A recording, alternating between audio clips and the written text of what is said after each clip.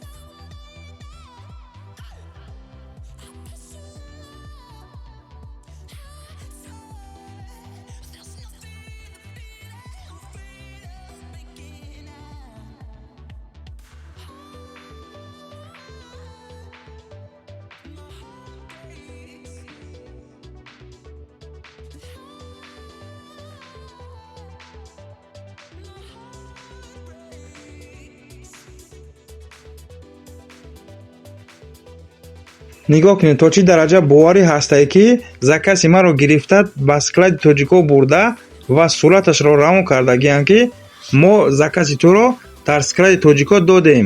ҳатто сурат гирифта ба мо равон мекунанд. ҳамин хел